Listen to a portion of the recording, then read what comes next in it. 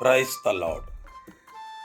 கிறிஸ்துவுக்குள் எனக்கு மிகவும் பிரியமான என் அன்பு சகோதர சகோதரிகளே, ஆண்டவராகிய இயேசு கிறிஸ்துவின் நாமத்தினாலே உங்களுக்கு மிகுந்த சமாதானம், நல்ல சரீர சுக பலம், இருதயத்திற்கு மிகுந்த ஆறுதல் உண்டாவதாக என்று நான் உங்களை வாழ்த்துகிறேன்.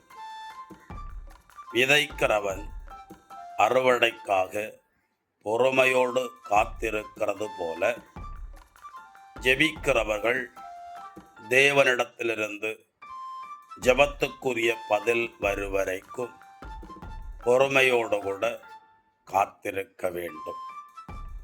நான் கர்த்தர், நான் மாறாதவர், எனக்காய் காத்திருக்கிறவர்கள் வெட்கப்பட்டு போவதில்லை என்று எசாயா 43:29 ஆண்டவர் வாக்கு பண்ணியிருக்கிறார். பிரியமானவர்களே,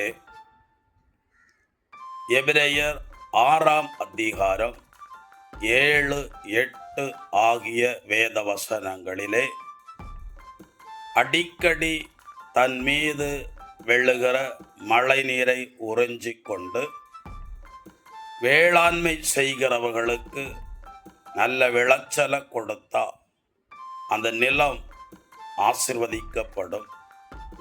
அதற்கு பதில் முட்களையும் முட்செடிகளையும் அந்த நிலம் விளைவிக்கும் என்றால் அந்த நிலம் சபிக்கப்படும் என்றும் எழுதப்பட்டிருக்கிறது.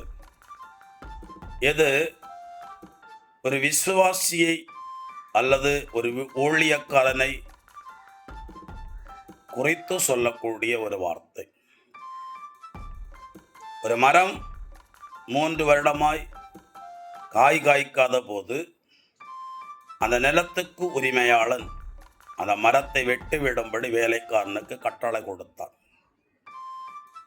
வேலைக்காரனோ 1 வருடம் கூட பொறுத்து கொள்ளும், கனி கொடுத்தால் சரி, இல்லாவிட்டால் வெட்டி எறிந்து விடலாம் என்று பரிந்து பேசினான். உங்களுக்காகவும் எனக்காகவும் ஆண்டவராகிய தேவன் இயேசு தேவனிடத்திலே பரிந்து பேசுகிறார். நான் நிர்மூலமாகாதிருக்கிறது தேவனுடைய கிருபை என்று சொல்லி புலம்பல் 3ஆம் அதிகாரத்திலே எழுதப்பட்டிருக்கிறது. நாம் அதிகமாய் இறை வார்த்தைகளை கேட்கிறவர்கள், இறை வார்த்தைகளை வாசிக்கிறவர்கள், இறை வார்த்தைகளை தியானிக்கிறவர்கள், ஏன் இறை வார்த்தையை மற்றுள்ளவர்களுக்கு அறிவிக்கிறவர்கள்.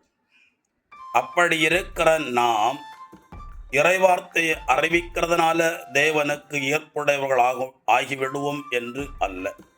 காரணம், என்னை நோக்கி ஆண்டவரே ஆண்டவரே என்று சொல்லுகிறவன் அல்ல, பிதாவின் சித்தம் நிறைவேற்றுகிறவனே விண்ணரசில் பிரவேசிப்பான் என்று எழுதப்பட்டிருக்கிறது.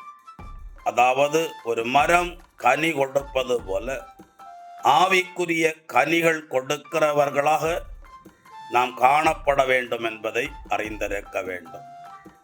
நாமத்தினாலே நாங்கள் பிசாசுகளை துரத்தினோம், நாமத்தினாலே தீர்க்க தரிசனம் உரைத்தோம், உடைய நாமத்தினாலேயே நோய்களை சுகமாக்கினோம், எங்களுக்கும் கதவை திறந்துவிடும் என்று சிலர் தேவனிடத்திலே கேட்டபோது, நெறிகெட்டவர்களே என்னை விட்டு அகன்று போங்கள், உங்களை நான் அறியேன் என்று சொன்னார்.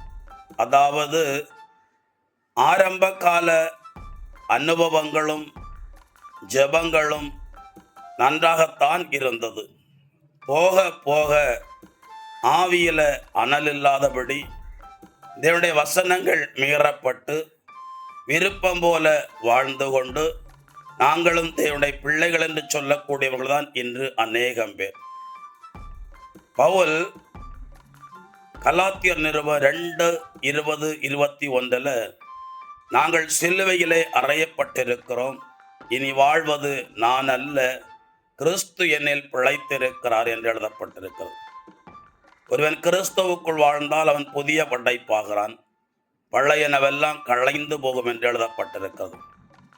நாம் ஆண்டவருடைய வார்த்தைகளை கேட்ட ஆரம்ப காலத்தில் எந்தவித ஆர்வமாய் தேவனை தேடினமோ அதில் கொஞ்சமும் குறைவுபடாதபடி இந்த நாளிலும் ஆண்டவரை தேடவும், வசனத்தின்படி வாழவும், நல்ல கனி கொடுக்கிற மரங்களைப் போல வாழவும் நம்மை ஒப்பு கொடுக்க வேண்டும். அப்படி இருந்தால்தான் தேவனாலே நாம் ஆசீர்வதிக்கப்படுவோம்.